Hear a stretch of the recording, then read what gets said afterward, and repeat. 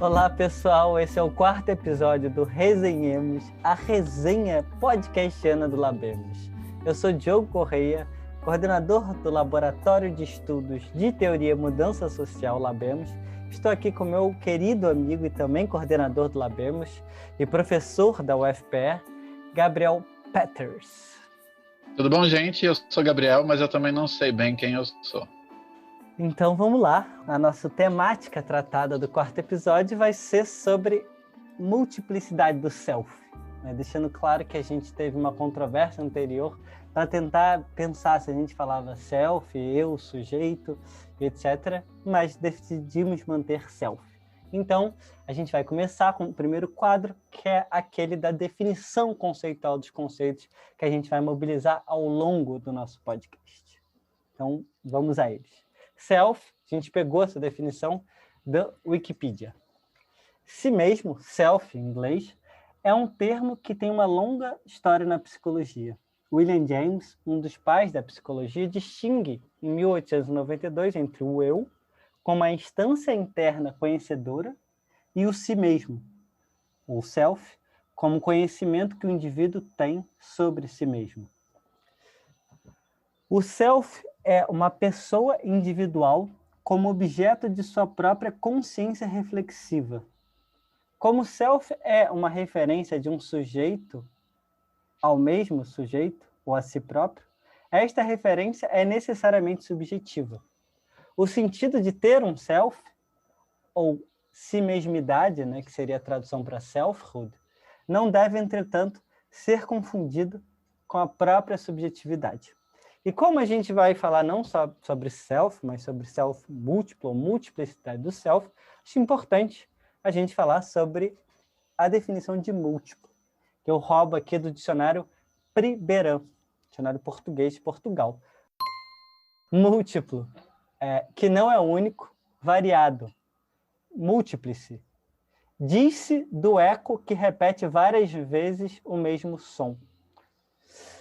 Então, Gabriel, acho que a gente podia primeiro abrir, afinal de contas, o que é self, o que é self múltiplo e quais são os elementos que, de forma um tanto quanto mais abstrata e filosófica, valem a pena ser ressaltados.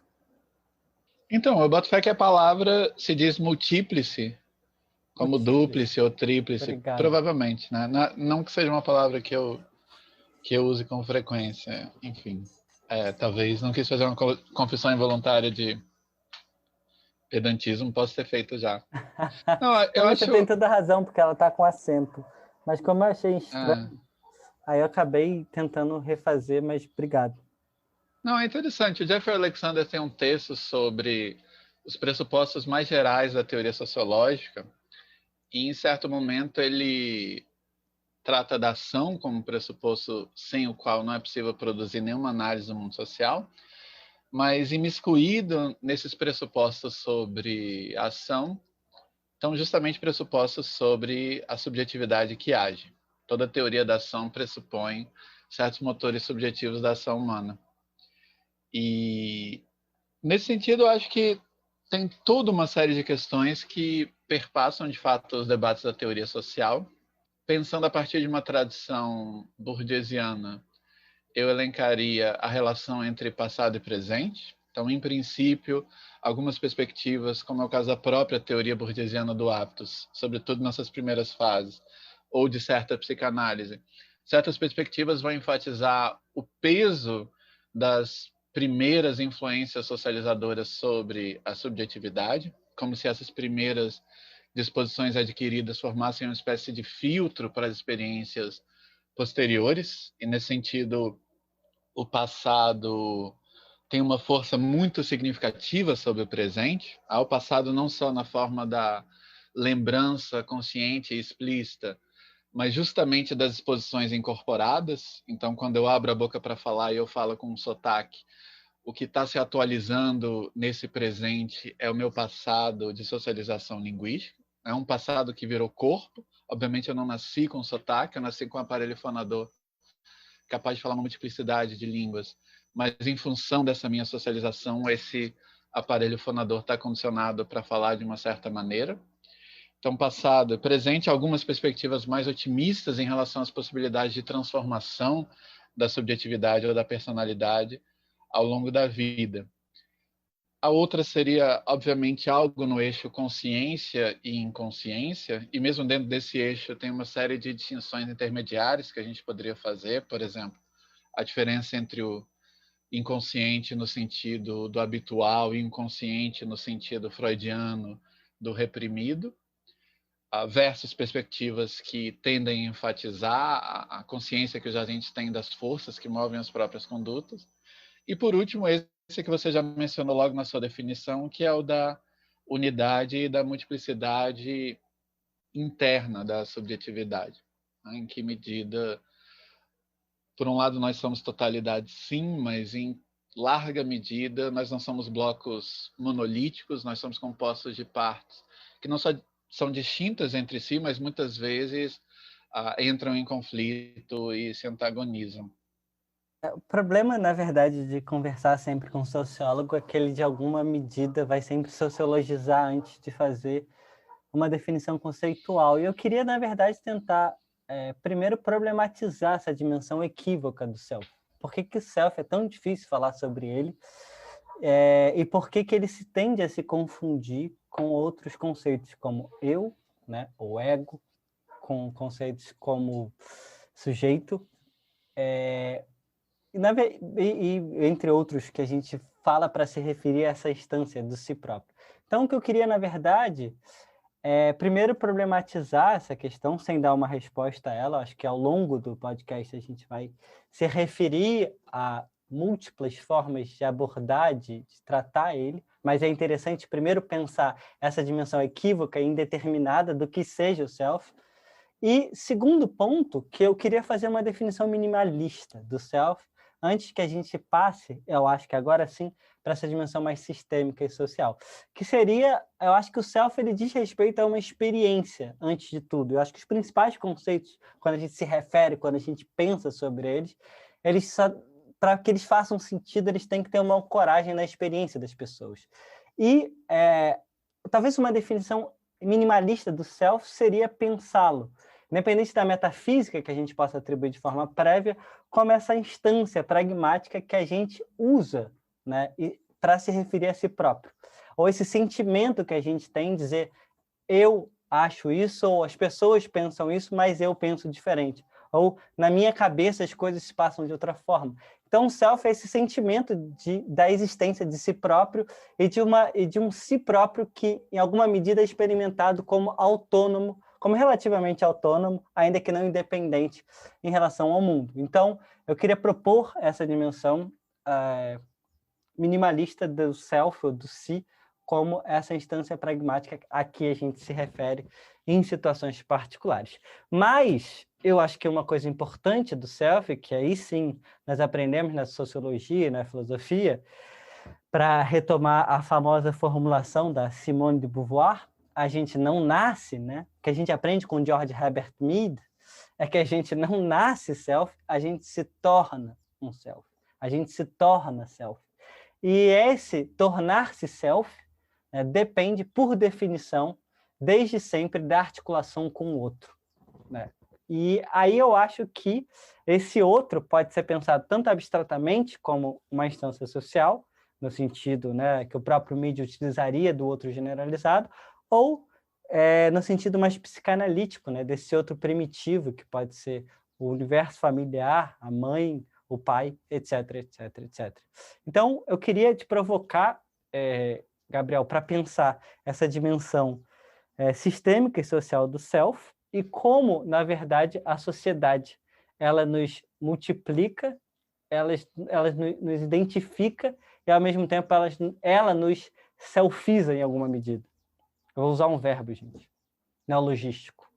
Sim, isso é bem interessante. Na verdade, um dos atrativos, não só de perspectivas sociológicas, mas de perspectivas histórico-filosóficas, eu estou pensando em Foucault, por exemplo, é essa ideia de que a influência do contexto social e histórico sobre o indivíduo, ela não para fora da pele, por assim dizer, a tal ponto que contextos sociais distintos geram formas de subjetividade distintas.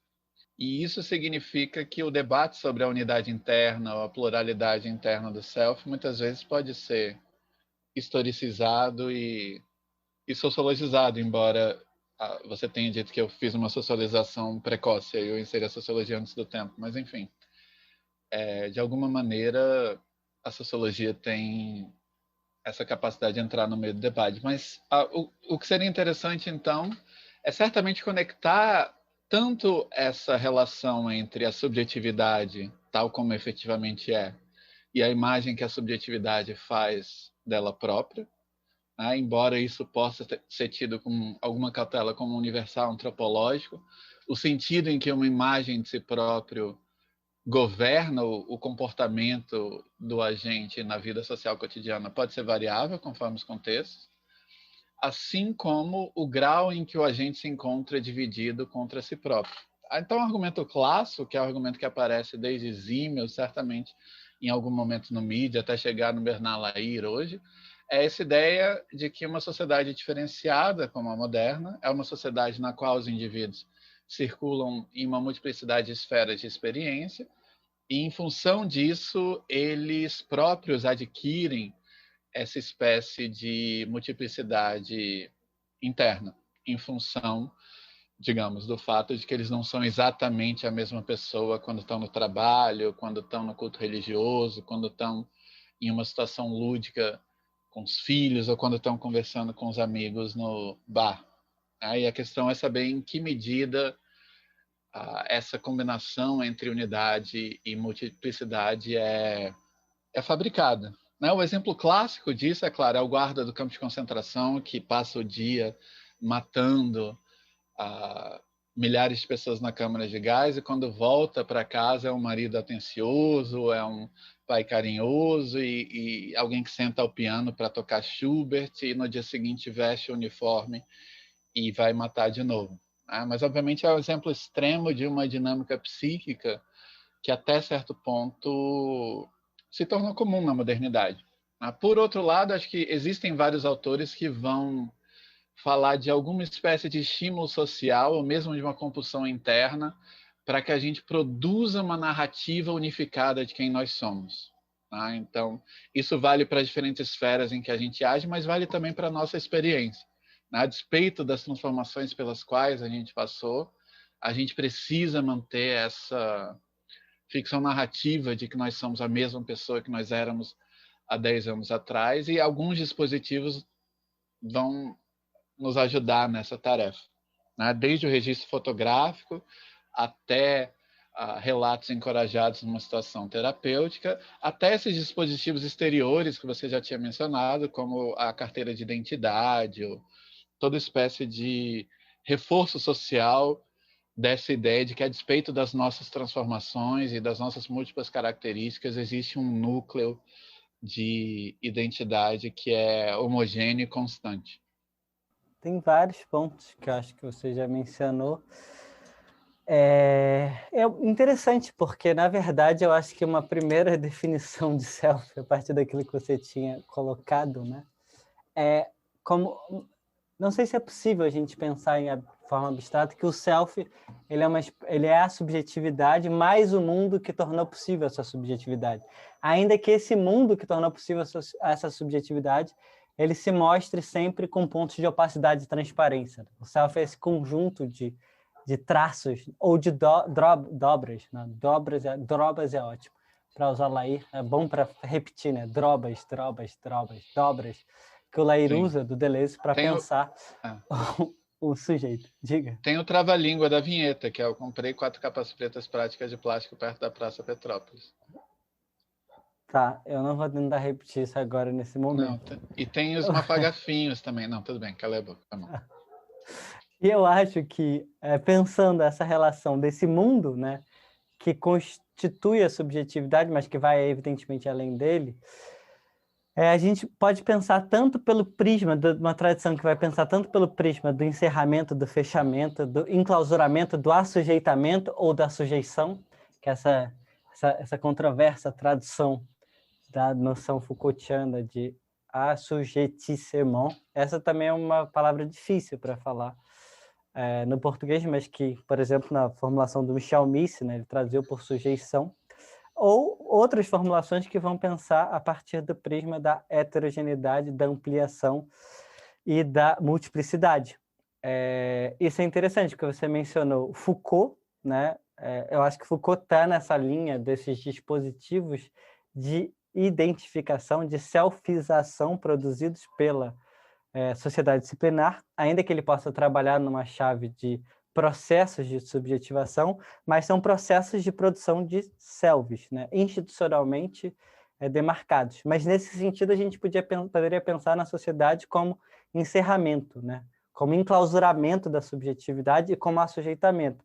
Mas tem outra tradição que você já mencionou, que eu acho que é particularmente interessante, que vai ler desde Simmel, Escola de Chicago, e eu acho que Schutz e Lair, né, para fazer uma espécie de árvore genealógica um pouco heterogênea, que está relacionando esse indivíduo histórico da modernidade, que eu acho que é um ponto sobre o qual a gente pode voltar mais para o final, que é pensar o indivíduo a partir da multiplicidade de grupos de referência que se constroem na modernidade, né?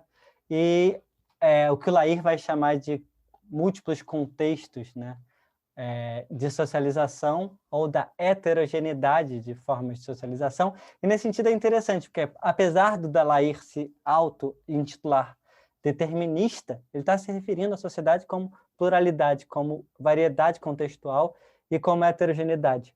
E eu acho que essa tradição ela vai estar presente na fenomenologia do Schutz. Eu acho muito importante aquele texto dele sobre múltiplas realidades. O que caracteriza, né, as sociedades contemporâneas é o fato de que nós, sujeitos normais, transitamos entre diferentes províncias de significação e em cada uma dessas províncias de significação exige de nós um estilo cognitivo particular.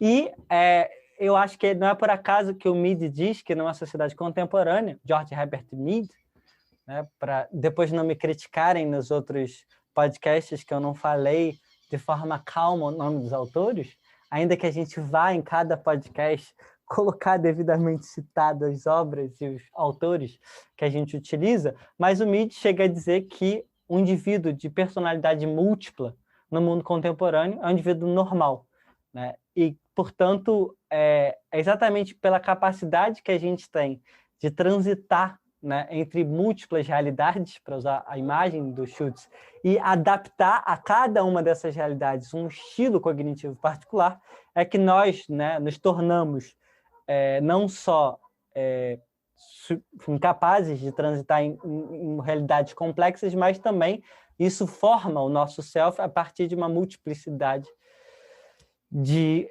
características, propriedades, e que a gente pode falar sobre isso. E talvez só um ponto final, que o Gabriel levantou, que eu acho que é importante para a gente pensar, e para fazer uma passagem do social para o individual, é que o self, portanto, né, seja qualquer uma dessas tradições, ele é menos uma unidade real, empiricamente identificável, né, e compreensível, e ele é mais uma capacidade, né, de produção de uma identidade narrativa, ou seja, ele é um esforço.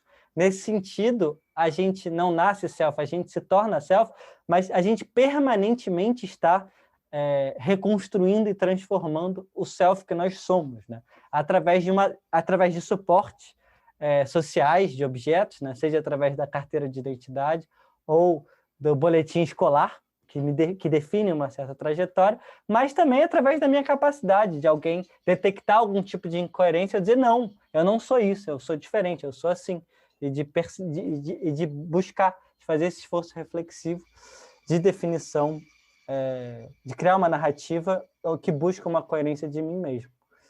E é buscando, talvez, essa narrativa de coerência de mim mesmo, que eu acho que a gente pode, antes de fazer a tradicional passagem do social para o psíquico, fazer a leitura da música, de parte da música, do trecho da música do Milton Nascimento, chamada Caçador de Mim. Vou descobrir o que me faz sentir, eu, caçador de mim. Nada temer, senão o correr da luta. Nada fazer senão esquecer o medo. Abrir o peito à força numa procura. Fugir às armadilhas da mata escura. Vou descobrir o que me faz sentir, eu, caçador de mim. Bom, Gabriel, somos todos caçadores de nós mesmos, estamos todos num processo contínuo de experimentação de si, à procura de ser aquilo que a gente nunca será plenamente. Uma formulação meio sartreana, né? A gente é aquilo que a gente não é e não é aquilo que a gente é. Eu falei Sartre, não Lacan, Gabriel. Você não precisa fazer esse silêncio profundo. Na verdade, eu não sei bem o que dizer. Que ótimo. E o eu nessa frase, eu não sei bem o que dizer, eu também não sei bem o que significa. Quando eu digo eu não sei bem o que significa, esse eu que não sabe bem o que dizer, você quer ser o que esse eu... Não, tudo bem, parei. Mas, não, eu acho que o que é interessante é que os modelos da subjetividade múltipla na teoria social, na filosofia, nas ciências humanas, são eles próprios múltiplos. E o que é interessante é que, dependendo da sua concepção quanto aos motores subjetivos da conduta humana, esse tema da unidade e da multiplicidade de self vai ser trabalhado de diferentes maneiras. Então, por exemplo, autores que trabalham com um modelo mais reflexivo do agente, a ideia de que o agente delibera a respeito de cursos possíveis de conduta e, a partir dessa deliberação, ele age no sentido A em vez do sentido B. Existe uma tradição de pesquisa já bem consolidada na sociologia, na psicologia, na verdade, sobretudo na psicologia social, mas entrou um pouco na sociologia via Norbert Wiley e Margaret Archer, que é essa tradição das conversações interiores. Ainda que a Archer tenha, eu acho, diversas preocupações em não enfatizar em demasia essa multiplicidade do self, porque ela é uma católica, acredita na alma, tem uma posição oficial no Vaticano e assim por diante. Mas o que é interessante é que em outros autores, um autor como Hermans, por exemplo, que é o psicólogo, não é o dono da empresa de maionese, ele traz esse modelo do self dialógico para pensar a multiplicidade interna da subjetividade e para pensar não só a influência da sociedade sobre o sujeito, mas o próprio sujeito como uma sociedade. Então, todos os programas de análise da interação social e de fenômenos interacionais, por exemplo, a intimidação, o engodo, a persuasão, etc., toda essa análise da interação intersubjetiva pode ser trazida para o plano intrasubjetivo como uma análise de diálogos entre diferentes partes do self. Então, é muito interessante, de fato, uma experiência prosaica, como, por exemplo, eu estou engajado em uma dieta, então eu quero a comida mais saudável, mas de repente eu estou na lanchonete e alguma comida bem gordurosa chama a minha atenção. Então, o que dá início dentro de mim é um diálogo entre uma parte da minha psique interessada nessa gratificação instantânea e a outra parte da minha psique interessada em manter o compromisso com a dieta. E longe de ser um diálogo puro, esses fenômenos que a gente observa na interação, por exemplo, o engodo, a persuasão, um 7-1, eles operam na própria situação. Por exemplo, a parte interessada na gratificação instantânea vai dizer, come só dessa vez, pela última vez, e amanhã você começa de novo a dieta. E o que vale para uma situação como essa vale para diversas outras. Inclusive, na terapia cognitivo-comportamental, você pode ter um modelo de formas de sofrimento psíquico baseadas nessas vozes interiores. No caso da depressão, por exemplo, o indivíduo tem uma voz interna que é implacável e não para de dizer para ele que ele é um fracasso, que ele é um lixo, que ele é uma vergonha para sua família, que ele não faz nada direito, etc. No caso de uma pessoa com transtorno de ansiedade, tem essa voz que funciona como um sistema de alarme desregulado, que acha que tudo é um indício de possibilidades catastróficas, etc. Então, esse é, por exemplo, um modelo. Mas, obviamente, você vai ter um modelo numa tradição que trabalha com a ideia de hábitos, uma multiplicidade que não é tanto das vozes interiores, mas é uma multiplicidade de disposições habituais. É o caso do Lair que você mencionou. Então, digamos, uma pessoa que é subserviente no trabalho e agressiva e autoritária em casa, não necessariamente vai vestir conscientemente esses papéis. O que vai acontecer é que, em função desses diferentes cenários de ação, certas disposições espontâneas vão ser ativadas, né? Então, a disposição do autoritarismo e da agressividade com os filhos, por exemplo, vai ser ativada espontaneamente, assim como essa disposição subserviente no trabalho em relação a quem está numa posição de autoridade em relação ao indivíduo.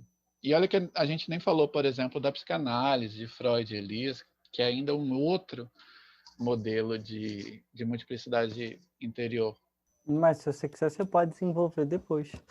Mas que talvez eu estava pensando é que a gente poderia meio que mapear boa parte da teoria social a partir de instâncias de homogeneização do self, do ponto de vista de uma certa relação com a temporalidade, né? Ou seja, pensar, por exemplo, uma primeira tradição da homogeneidade, ainda que o Lair complexifique isso, mas da homogeneidade do self, ela é dada em função da relação do passado.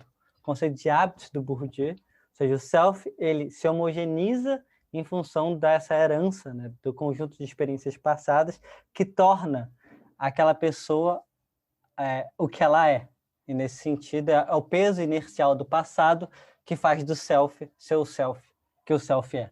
Gostou da frase? Faz do self o self que o self é. Tem também, eu acho que é na tradição interacionista, porque eu acho que ela não é suficientemente explorada, porque ela eu acho que muito simplificada, mas ela sempre chama atenção para o fato de que a instância de homogeneização, ou seja, de organização da experiência, está dado não a partir de uma determinação passada, mas em função do presente. Não significa, evidentemente, que ela negue o passado, mas o futuro, mas que ela diz que a instância, existe uma espécie de presentismo radical. Então, a instância em que você homogeneiza o self, em que o self se faz self, não é em função do patrimônio disposicional herdado, mas é no aqui e agora do tempo presente. Então, por exemplo, da mesma forma que é aqui e agora que eu me sintonizo com você, Gabriel, nessa nossa conversa, mas também com a Bárbara, essa presença onipresente, essa ausência, mas com uma certa onipresença, à medida que ela está sempre nos assistindo, nos dirigindo, controlando o nosso tempo. Então, é uma ausência onipresente, como o narrador em Flaubert e Deus. A instância em que eu configuro o meu self do aqui e agora do jogo é agora, né? Tanto que se eu tivesse um acidente e perdesse essa capacidade de recompor uma unidade temporal, eu poderia continuar sendo homogeneizado pelos outros, mas eu perderia a capacidade de fazer isso comigo mesmo. E, por fim, eu acho que essa tradição que você menciona na teoria social, que é muito importante, que é a tradição da Margaret Archer, que o ponto fundamental dela, entre outras coisas, é que a conversa interior ela permite, né, criar deliberações reflexivas que formam projetos de vida de acordo com as minhas preocupações últimas. Nesse sentido, a instância que organiza o meu self, ela não é nem um patrimônio disposicional herdado do passado, ela não é a instância presente, mas ela é a concepção de futuro. Ou seja, o meu self está organizado a partir da maneira como eu organizo esses projetos individuais, e é isso que vai, no final das contas, ser o elemento determinante da minha ação presente. É o modo como ela diz, né? Eu não sei como traduzir, como making our way through the world, a maneira como eu conduzo a minha vida no mundo,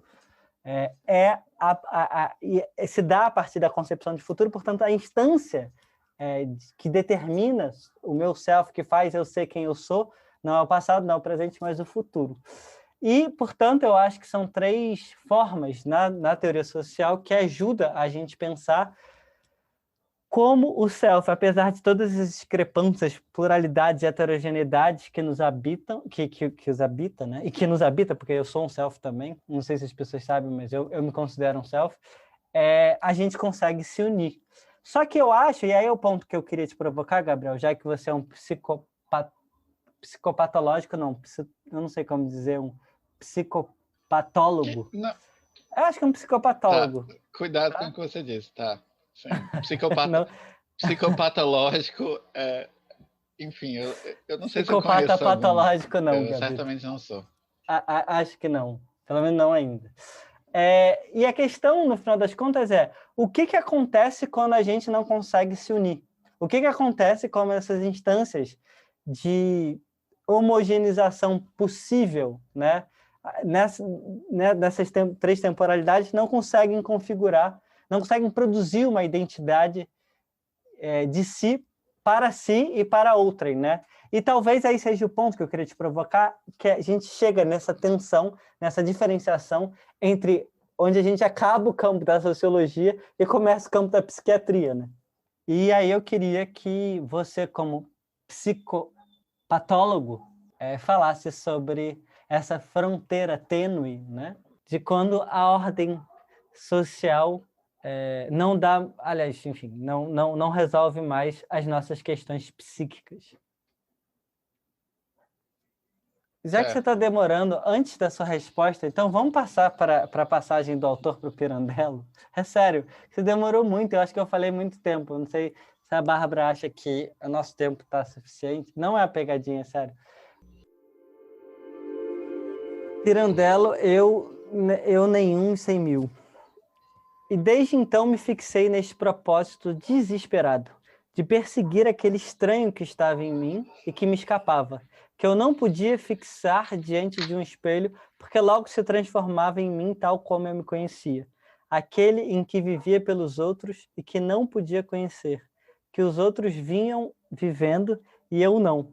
Também eu queria vê-lo e conhecê-lo, tal como os outros o viam e conheciam. Isso é interessante porque talvez essa passagem, né, da psicologia ou da sociologia para a psiquiatria seja esse momento em que esse estranho que estava ou que nos habita, né, ele coloniza todas as outras esferas e impede a nossa capacidade de estabelecer uma autocoerência. E só para provocar a sua tese, Gabi, é quando a desordem psíquica se torna um problema social. Eu acho essa questão que você lembrou da arte era interessante, ainda que Bourdieusianos têm uma resposta pronta para ela, né? Que é a ideia de que, ainda que o self se faça em termos de uma concepção de futuro, essa própria concepção é estruturada no presente por disposições que a subjetividade adquiriu no passado. Agora, obviamente, é muito fácil você usar essa concepção também para cair numa visão demasiado engessada da subjetividade. O que é interessante quando a gente pensa nessa noção de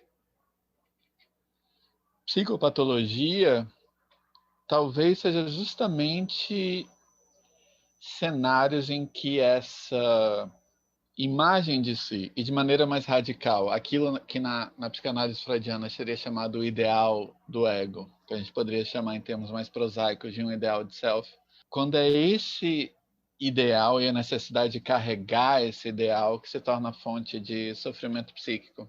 No último podcast, eu acho, a gente falou sobre o Alain Ehrenberg, sociólogo francês, e ele, em determinado momento, vai dizer que a gente vive em tempos pós-neuróticos. De certa maneira, é um diagnóstico que converge com figuras tão diversas quanto Bauman ou Zizek, a ideia de que, no período vitoriano analisado pelo Freud, o sofrimento psíquico derivava desse impulso que era frustrado por uma série de proibições exteriores, enquanto hoje essa subjetividade, longe de sentir uma proibição, ela sente o peso de uma multiplicidade de exortações. Então, tanto exortações a uma multiplicidade de experiências, quanto exortações a uma multiplicidade de realizações, no plano profissional, no plano acadêmico, no plano amoroso, no plano estético e assim por diante. E, em vez de sentir, então, a culpa por esses impulsos, o que existe é uma vergonha em função do hiato entre quem eu sou e quem eu gostaria de ser. E isso é interessante porque ele define a depressão como a fadiga de ser si. Uma tradução engraçadinha seria cansei de ser self. Uma tradução engraçadinha não para trivializar o que é o problema sério da depressão, mas justamente para anestesiar um pouquinho a dor que esse assunto provoca. Mas isso é interessante também, porque uma figura como Le Breton tem um livro chamado Desaparecer de Si, E eu acho que essa dinâmica psíquica em que esse self ideal que a gente carrega para lá e para cá e que jamais alcança, a gente está sempre experimentando a nossa própria imperfeição em relação ao self ideal. Às vezes, por exemplo, fazendo conexão com o que a Bárbara está trabalhando no Imersiva, o próprio ato de escrever uma dissertação de mestrado ou uma tese de doutorado é o tempo todo a vivência desse ato entre o texto que a gente gostaria que refletisse a nossa inteligência e o texto que efetivamente sai no papel no momento. Enfim, eu acho uma ideia muito rica para pensar uma multiplicidade de formas de sofrimento. E aí o que é interessante para mim é que existem vias que são emancipatórias, eu diria, de autoestranhamento. Então, eu estava pensando, por exemplo, na dinâmica da depressão. Se uma pessoa está acostumada a se identificar com essa voz interior que diz para ela o tempo todo que ela é um lixo, que ela não faz nada direito, em um processo terapêutico é interessante para essa pessoa interpor alguma distância psicológica entre ela e essa voz. Algo do tipo, essa voz que me diz que eu sou um lixo, ou que me diz que todo mundo na festa vai me achar horroroso, ou que me diz que todo elevador que eu entro vai despencar e vai cair, e assim por diante. Enfim, estou pensando na ansiedade também. Uma desidentificação com essa voz é um passo importante, não na aniquilação da voz, mas na possibilidade que a pessoa tenha uma relação mais autônoma e empoderada, digamos, com essa voz. E acho que esse é um aspecto em que um senso da multiplicidade interna do self ele tem um papel positivo e inclusive libertador, porque o paradoxo é que as pessoas podem se tornar aprisionadas por uma imagem que elas fazem de si próprias, embora essa imagem seja muito poderosamente influenciada por rótulos sociais. Acho que um campo em que esse teorema de que a imagem que eu faço de mim mesmo condiciona quem eu efetivamente sou no mundo se confirma, obviamente, é o domínio dos diagnósticos psiquiátricos. Não no sentido, por exemplo, de que tudo aquilo que uma pessoa diagnosticada com depressão faz é nada além de um efeito performativo do rótulo, mas certamente no sentido de que uma autocompreensão que eu faço de mim mesmo como alguém que tem depressão se torna um fator de influência na minha própria conduta.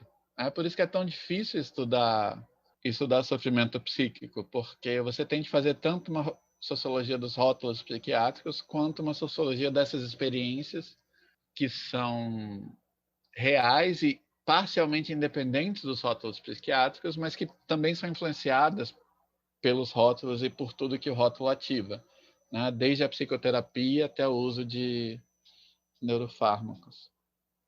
Eu acho que acho que tem duas formas, né, que a gente tem tratado o self, né? O self como sociedade, ou seja, o self como eu mais a sociedade que me compõe, e o self contra a sociedade, ou seja, o self como eu e toda a minha dissonância em relação à sociedade ou à demanda do social.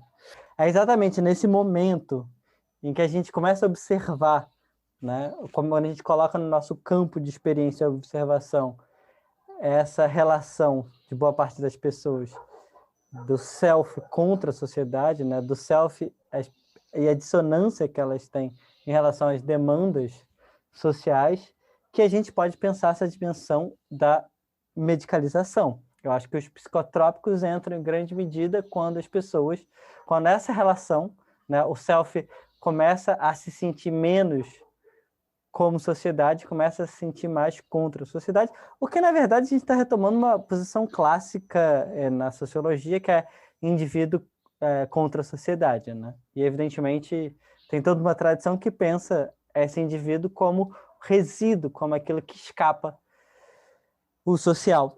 Então, mas eu acho que é importante a gente pensar essa relação entre self, sociedade e psicotrópicos, sem esquecer em que medida o próprio psicotrópico também pode entrar como a nossa incapacidade de lidar com essa multiplicidade também, que nos habita em função dos nossos contextos díspares de socialização, ou em função da não consonância das injunções que, por vezes, são contraditórias do mundo social, né?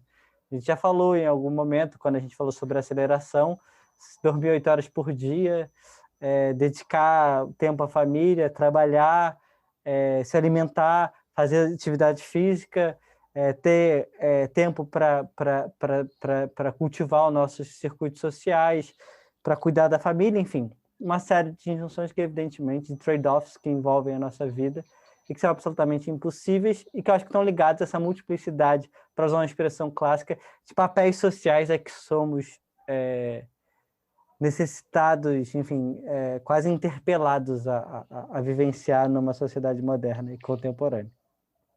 Não, essa questão da relação com rótulo é realmente muito difícil, né? Em princípio, o DSM, que é o documento mais influente da psiquiatria contemporânea no mundo, ele encoraja uma terminologia do tipo pessoa com depressão em vez de pessoa deprimida, ou pessoa com esquizofrenia em vez de pessoa esquizofrênica, ou pessoa com alcoolismo em vez de alcoólatra e assim por diante, justamente para que o distúrbio psíquico não seja visto como coextensivo à pessoa, mas também para veicular um modelo da psicopatologia, entre aspas, que corresponde ao que o Canguilhem chamaria de uma concepção ontológica da doença como uma influência que vem de fora e que invade o organismo, por assim dizer. Agora, é interessante, porque, em princípio, esse modo de conceber, de fato, encoraja uma visão mais compassiva e um senso mais agudo da necessidade de cuidado e apoio que aquela pessoa tem. Eu não sei se eu já falei, eu já dei esse exemplo aqui do psiquiatra que diz pro pai do menino que passa de 12 a 14 horas do dia no quarto: não, seu filho não é um preguiçoso, seu filho é um deprimido. Em princípio, dizer que ele tem uma doença pela qual ele não é responsável é um modo de encorajar essas redes imediatas de apoio e de cuidado a, de fato, cuidarem dele.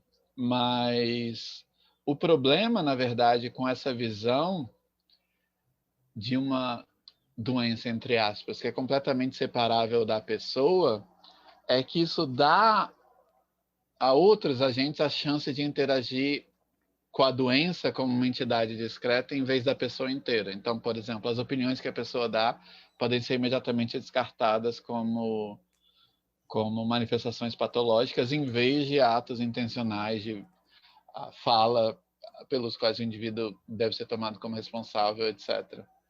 Então, é uma faca de dois gumes, na verdade, e eu não vejo muita escapatória em relação a isso.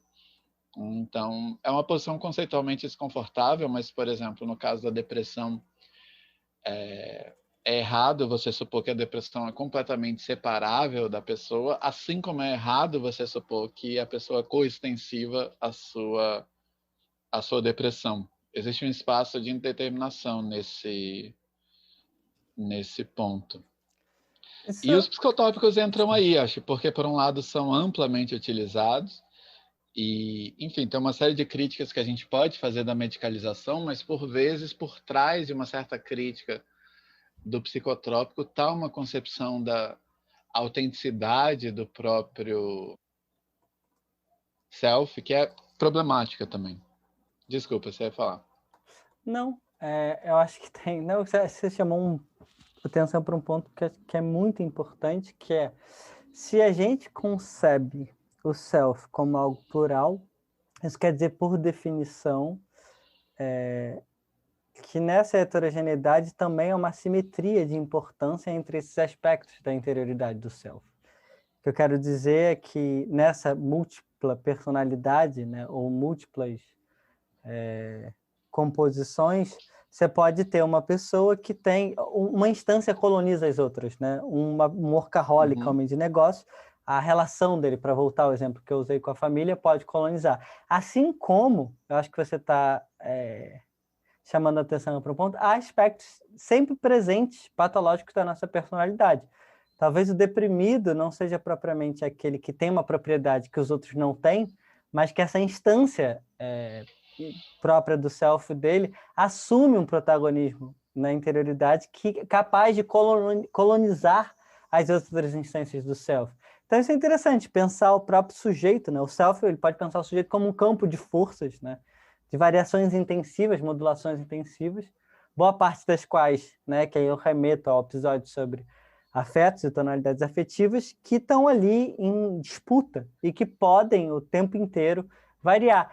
E que não seria, digamos assim, pensado a partir desse modelo, né, que a gente está esboçando, que evidentemente não tem nada de original, psicotrópico como um auxílio, um dispositivo externo que tenta auxiliar o sujeito nessa regulação entre essas instâncias que estão mal ajambradas, estão arranjadas de forma que produzem sofrimento para a própria pessoa.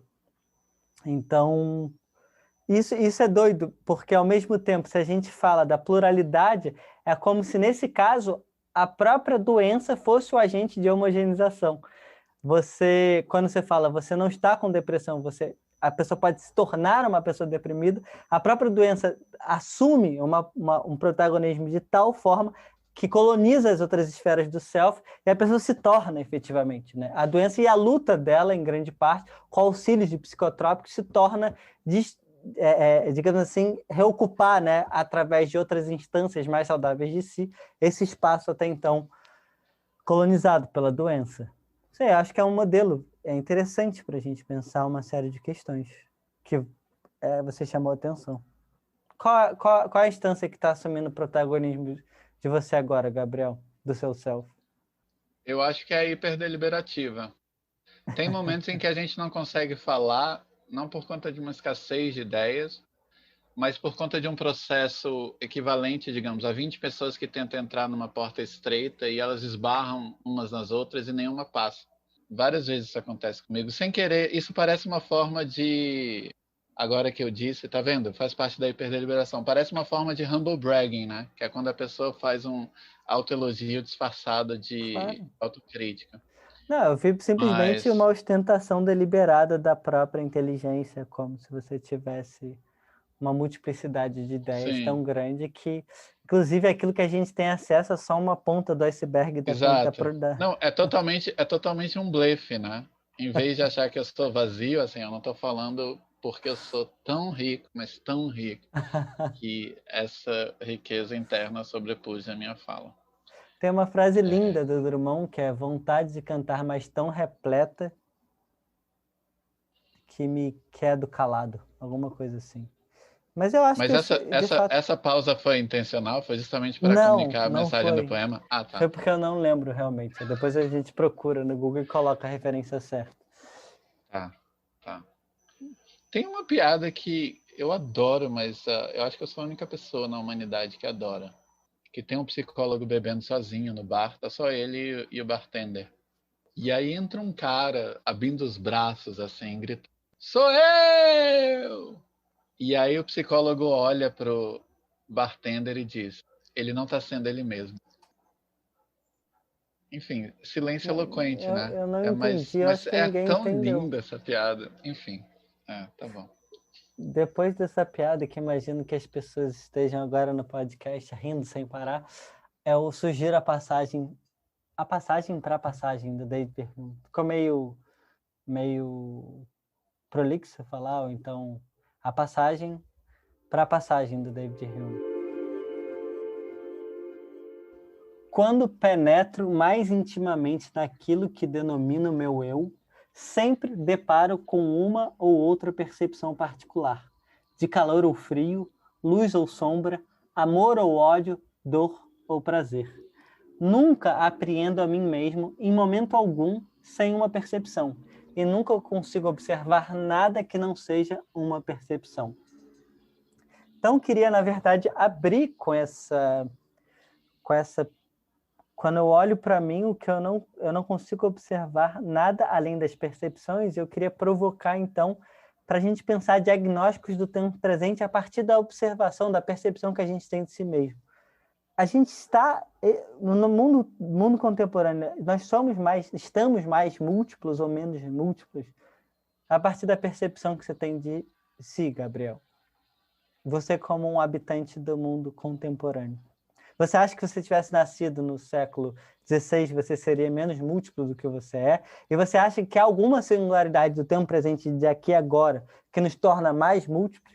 Porque ao mesmo tempo que tem toda uma narrativa clássica na sociologia, né, da diferenciação funcional, da divisão do trabalho social, etc., da autonomia das esferas de sentido, também tem outra, né, das bolhas informacionais, da lógica algorítmica, da indústria cultural.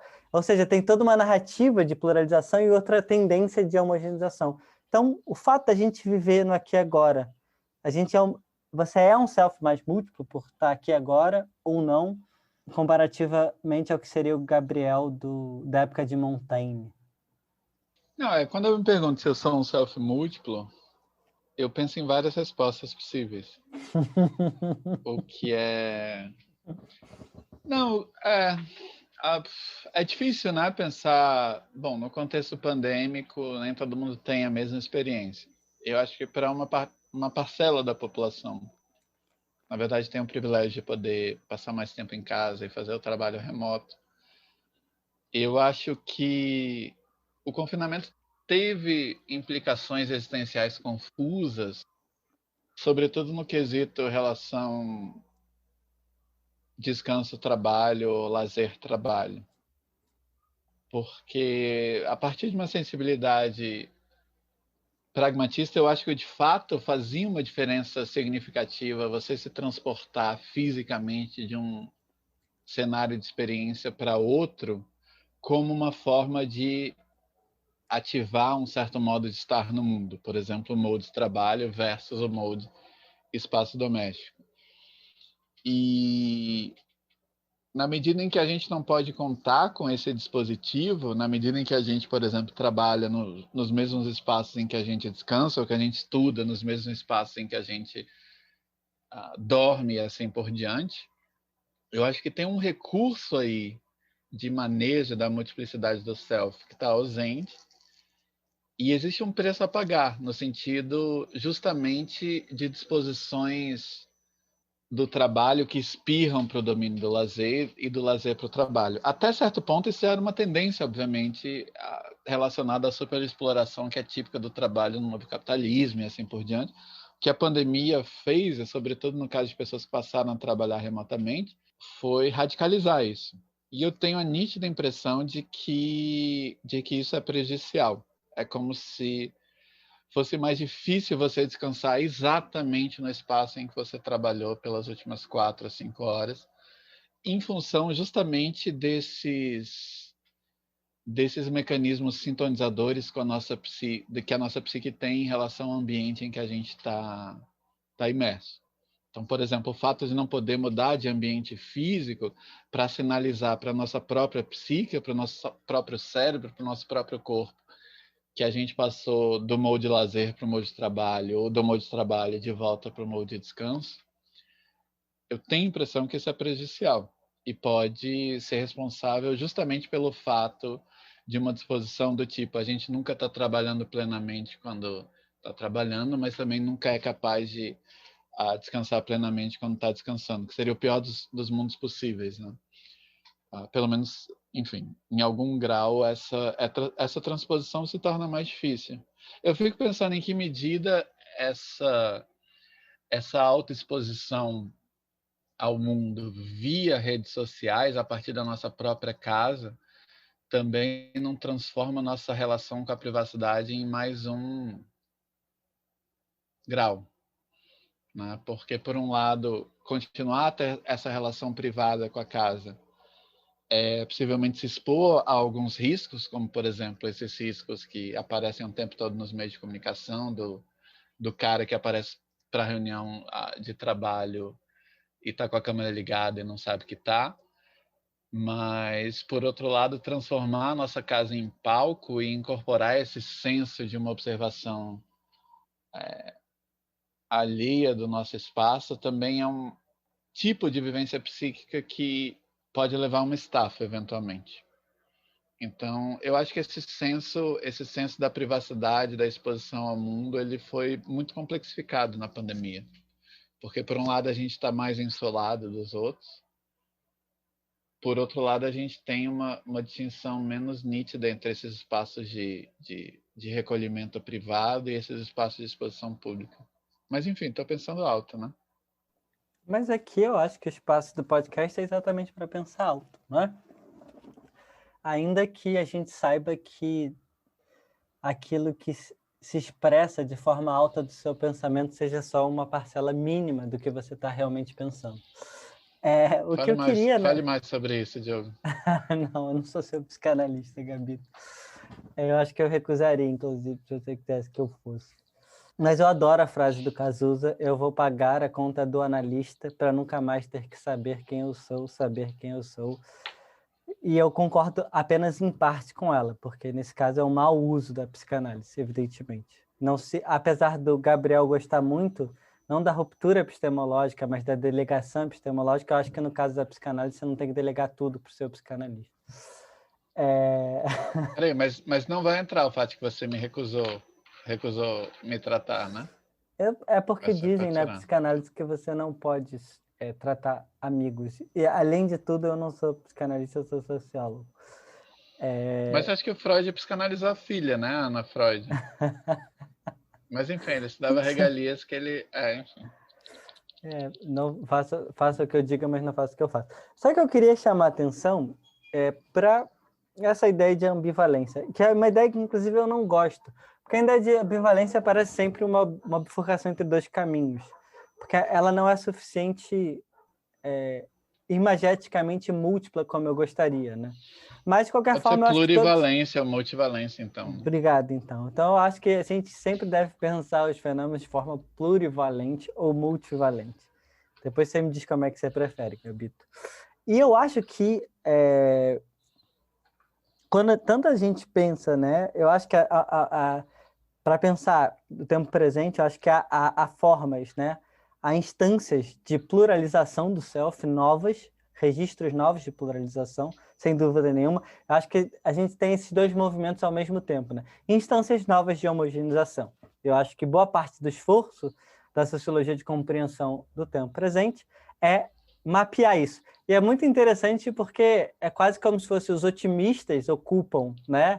Aquela galera que tem uma certa sensibilidade mais otimista vão falar sempre das instâncias de pluralização, de abertura, de liberação, etc., enquanto a vertente mais da teoria crítica hard sempre vai enfatizar os dispositivos de encerramento, fechamento, etc. E eu acho que o que caracteriza, o que é interessante, é que estamos nos tornando, portanto, a gente acho que não cabe aqui talvez no podcast que a gente está pretendendo fazer sobre diagnósticos de tempo presente, a gente fale sobre isso, quais são as teorias que puxam para um lado ou puxam para o outro. Mas eu queria falar sobre especificamente, já que você já trouxe esse tema para a discussão, que é a questão da Covid-19.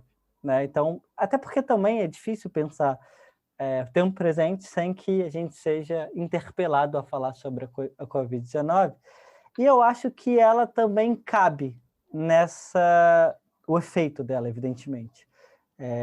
Ele cabe nessa ambivalência, ou nessa multivalência, ou nessa plurivalência das instâncias de homogeneização e de pluralização, no sentido em que a Covid, ela certamente, pelo menos para boa parte da população, aqueles que aderiram ao lockdown, ao enclausuramento, etc., etc., etc., para essas pessoas, ela certamente reduziu os ambientes interativos, na medida em que alguns lugares estão fechados e que a gente, evidentemente, não pode circular, ou não deve, ou internaliza esse dever ser de que a gente não deve sair de casa, a não ser que para atividades essenciais, e nesse sentido, ela certamente reduz os nossos ambientes de interação, portanto, isso tem um efeito sobre a maneira como a gente mobiliza essa multiplicidade interna dos repertórios do nosso self. E aí eu falo particularmente, eu me sinto com um self mais entediado, digamos assim. Por outro lado, eu acho que um elemento que não foi mencionado, ela certamente pluralizou o nosso ambiente doméstico, porque certamente eu vivo o meu espaço doméstico de forma mais plural que eu vivia. E aí eu lembrei, na verdade, de um artigo muito bonito, escrito na Folha de São Paulo pelo Gregório do Vivier, que ele falava sobre a relação dele com o filho e como ele estava transformando os objetos. Me lembra muito o Winnicott, inclusive, como ele transformava os objetos, né? Um certo cansaço de o repertório de transformar o objeto em brincadeiras, e como ele passava a olhar a vassoura como outras coisas, e essa transformação dos objetos domésticos. Mas com certeza, a gente, né, o fato de a gente estar o tempo inteiro agora dando aula em casa e fazendo uma série de atividades que a gente fazia fora em casa, isso faz com que a gente também modifique a quantidade de repertórios de si que a gente utiliza nesse ambiente, que estava certamente mais restrito a um jogo mais monótono. Então, eu diria que é um fenômeno ambivalente, onde o meu mundo, em alguma medida, se tornou certamente mais monótono, portanto, eu me tornei mais monótono para mim mesmo, ao mesmo tempo, o espaço doméstico se tornou mais plural e não sei se seria correto dizer que menos monótono do que ele já foi, mas eu acho que ele mobiliza um repertório maior do meu self do que ele mobilizava até então. Mas obrigado a todos os ouvintes, tem sido um prazer essa conversa. Mais uma vez eu sempre agradeço essa ausência onipresente, que é a Bárbara Grillo, que é a nossa diretora e editora, e que tem uma paciência imensa conosco para estar acompanhando os mínimos detalhes das nossas reflexões e pensamentos, e ainda que só seja uma parte, né, Gabriel? Ainda que o que a gente expõe aqui só seja uma ponta do iceberg, né? Sim, mas isso vale para todo e qualquer si. Tá, não apenas para nós. Você tem algum self grato para agradecer aos ouvintes e a Bárbara também, para a gente encerrar? Muitíssimo, claro. Agradeço imensamente a quem estiver ouvindo até agora, e certamente a Bárbara e a você. Eu acho que isso está implícito. Digamos, a gratidão é como a pretensão ao consenso, segundo Habermas. A partir do momento que eu abro a boca para falar nesse podcast, ela já está presente. Eu só chamo isso de preguiça, não de... Oi? É uma explicação ad hoc para sua preguiça. É como eu defino o que você acabou de falar. Certo. Eu poderia responder isso, mas é preguiça. Beijo enorme a todos. Obrigado, Gabito. Obrigado, Bárbara. Tá. Embalemos o podcast. Ou resenhamos a resenha do Labemos. Até mais, pessoal.